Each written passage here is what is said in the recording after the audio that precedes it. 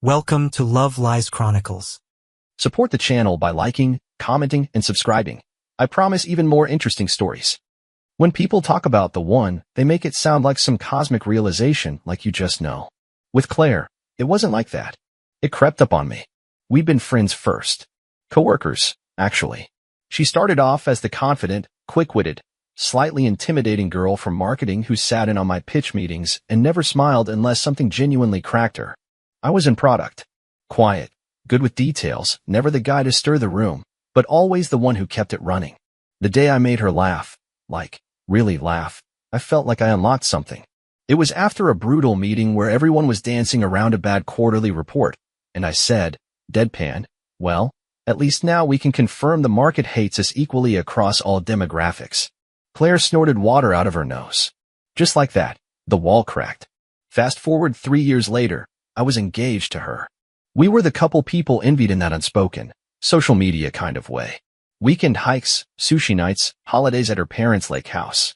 We had a cute apartment with 2 mini throw pillows, a wedding planned for June, and a shared Spotify playlist titled us that made her coworkers gag from how sweet it was.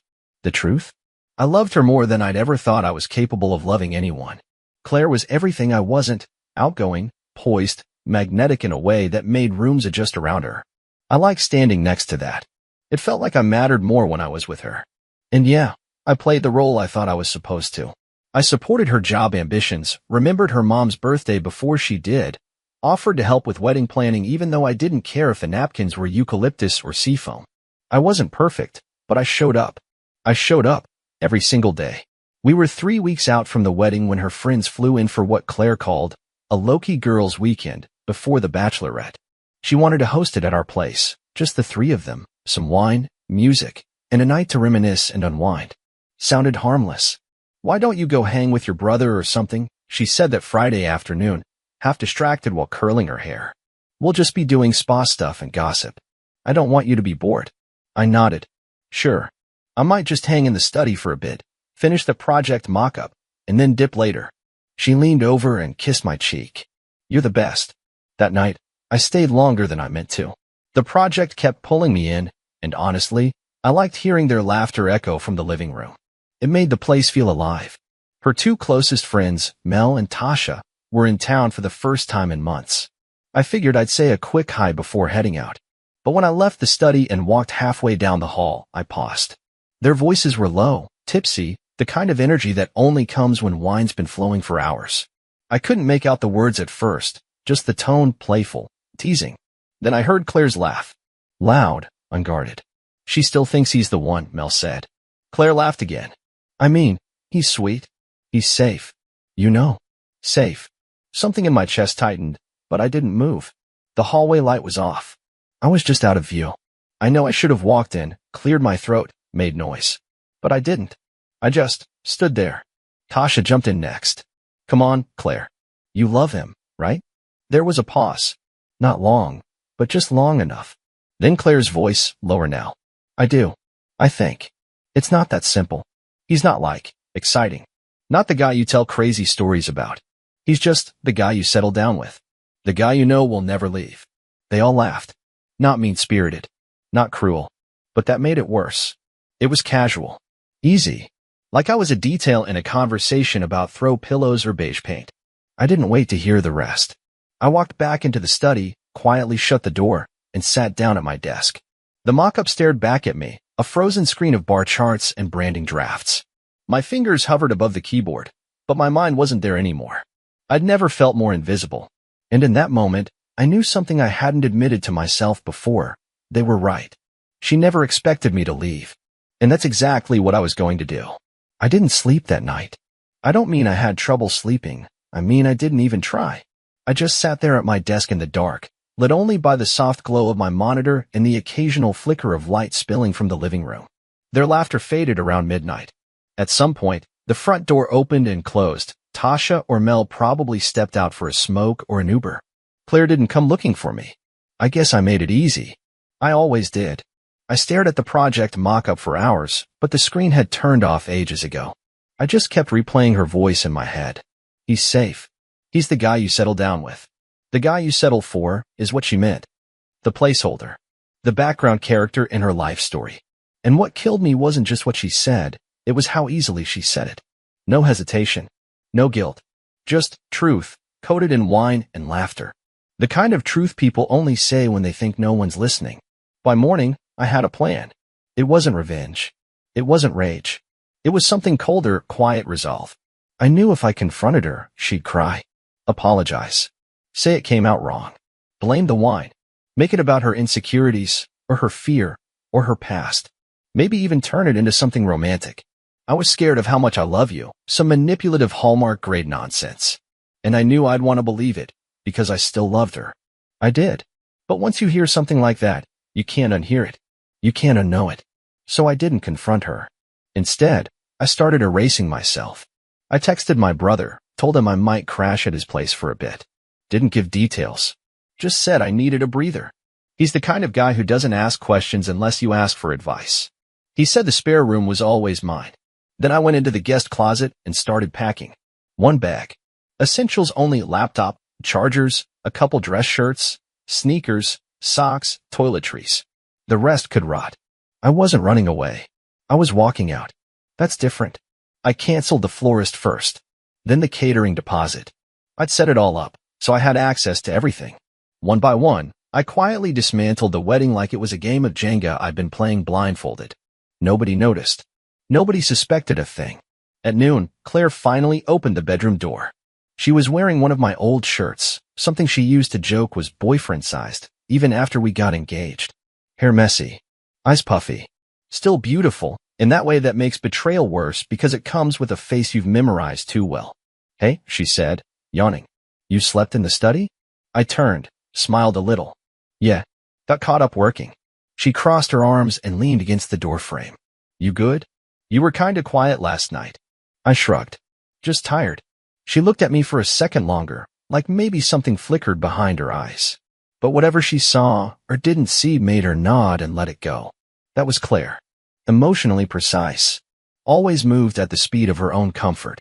She didn't know I'd already deleted the shared wedding planning board from my Google account. She didn't know I'd emailed the photographer and told him the date was canceled. That I'd turned off auto-pay for our shared bank account, rerouted my direct deposit to my own. She kissed my cheek, asked if I wanted pancakes. I said I had to run to the office to finish something urgent. She pouted, but relented. Always understanding until it wasn't convenient. I left. Bag in the trunk. Mind made up. I didn't feel powerful. I felt sick. But also clear, for the first time in months. My brother met me at the door and didn't say a word when he saw the bag. Just stepped aside and handed me a beer. I drank it on his couch in silence. The messages from Claire started around 6 p.m. Hey, just checking, are you working late? Want me to save you dinner? I stared at the screen for a while before locking it and placing it face down. This was the first time in my life I truly disappeared. And the sick part? It felt good. By the second day, she started to worry. I ignored the first 5 messages, texts, missed calls, one casual voice note that tried not to sound like panic. She kept it light, like she didn't want to acknowledge something was wrong just yet. Like the moment she named it, it would become real. Hey, haven't heard back. Everything okay? Let me know if you're still working late tonight. I can swing by with dinner. Then, did I do something? I stared at that one longer than I should have. There it was cracking through her performative calm. A note of anxiety edged with doubt. That's the thing about people like Claire. They know how to keep up appearances, how to manage every room they walk into. But when silence walks in and sits down beside them, they don't know what to do. They fidget. They panic. They perform harder. By day 3, I had a voicemail from her mom. Hi, sweetheart. Claire said she hasn't heard from you in a couple days. Everything okay between you two? Her voice was careful, like a chess move. Claire had gotten to her first. Told her just enough to seem like the concerned fiancé, but not enough to reveal the cracks. I didn't answer. Just deleted the message and went back to my coffee. At work, I moved in slow motion. Told people I had a stomach bug. They left me alone. I canceled our wedding registry, notified the church. No calls. All email. Clean. Precise. Every action felt like erasing a chalkboard, except you could still see the ghost of what had been written there. She texted again that night. I'm scared, okay? Please just tell me what's going on. If you're done, just say something. Don't torture me like this. But I wasn't torturing her. I was showing her what silence really felt like, what it meant to be invisible, what it meant to be the quiet one in the room, and realized no one noticed when you were gone. The irony is, she was the one who said I'd never leave. She joked about it with her friends. She built our life on the assumption that I'd always be standing behind her, quietly clapping. But now, I was gone, and I hadn't even raised my voice. I spent my nights at my brother's place, learning the sound of peace again. He had a dog, Ringo, a mutt with too much energy and not enough grace, and the dumb thing would crawl onto the couch with me while I sipped whiskey and stared at the ceiling. Ringo didn't care that my heart felt hollow. He just wanted to be near someone. No expectations. No emotional bartering. I'd wake up early and jog through the trails behind his neighborhood. Let the cold air rip through my lungs until the ache in my chest stopped feeling metaphorical. Meanwhile, Claire was unraveling. Mutual friends started texting. "Hey man, is everything okay between you and Claire?" She said you had a fight but wouldn't say more. One of her friends, Emily, a mutual from work who was always Switzerland, sent me a message that hit different. "She's not doing well. She's confused. I think you broke something in her that she didn't even know could break." I didn't reply, but I thought about it. A lot. Not because I felt guilty, but because I wasn't sure if that thing she broke in me would ever be whole again, either. Here's the part no one tells you. When you leave quietly, it doesn't mean you're not screaming inside. It just means you've accepted that no one's really listening anyway. It was on the 5th day that Claire showed up at my brother's doorstep. I was in the back room, half asleep on a creaky futon, when I heard the knock. It was soft at first, then faster, more insistent. I didn't move. My brother answered the door. I heard his voice first, low and guarded. Then hers. "Please. I just need to talk to him." He didn't yell. He didn't slam the door. He just told her the truth. "He doesn't want to see you." Silence. Then, quieter. "Please. I'm going crazy. I don't even know what I did." I closed my eyes. It wasn't true. She did know. She just didn't think I heard it. She never expected the private theater of her girls' night performance to bleed into real life. Never expected the audience to include the one person she never would have said those words to me. I heard the front door creak shut a minute later. My brother didn't come back to the room. He knew I wouldn't want to talk about it. Instead, I picked up my phone and opened the wedding website she'd spent hours designing. The homepage still had our photo on it, us laughing at a vineyard last fall, arms locked, sun in our eyes. The caption beneath it, "Two best friends. One forever." I clicked delete. The site vanished. Just like that. The next day, she tried something else. She called my mom. That one hurt more than I expected. Not because I didn't think she'd go there, but because of how my mom responded. She called me half an hour later. Her voice was measured, but there was an edge to it. "Claire called me," she said. "She's upset." "I know." She said you ghosted her. Said she doesn't even know what happened. She sounded wrecked. I was quiet. "Did something happen?" my mom asked. "Something you don't want to say?" I almost told her. Almost said, she thinks I'm someone to settle for. She laughed at me with her friends like I'm a safe, boring placeholder she can mold into a husband while dreaming about someone else. But I didn't. Instead, I said, "She's not who I thought she was." That was all my mom needed. There was a pause. Then, "You don't owe anyone an explanation you're not ready to give." I thanked her. We hung up. I don't know why that moment broke me more than any of the others. Maybe because hearing my mother say that out loud made it feel real. Permanent. It also made me realize Claire wasn't just trying to reach me. She was trying to control the narrative. The silence had power. It unsettled her. Made her look unstable, guilty, small. And so, she started seeding her own version of the story, selectively emotional, vague, designed to pull sympathy before truth could get a word in. But here's the thing about silence. It doesn't need to yell to be heard. You just have to give it time. A few nights later, I got a text from Emily. The one who'd messaged before, our mutual friend.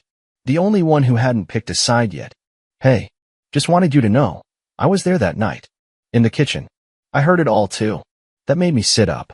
I didn't say anything because I didn't want to make it worse. But you weren't crazy. It wasn't okay, what they said. What she said." A beat later, another message.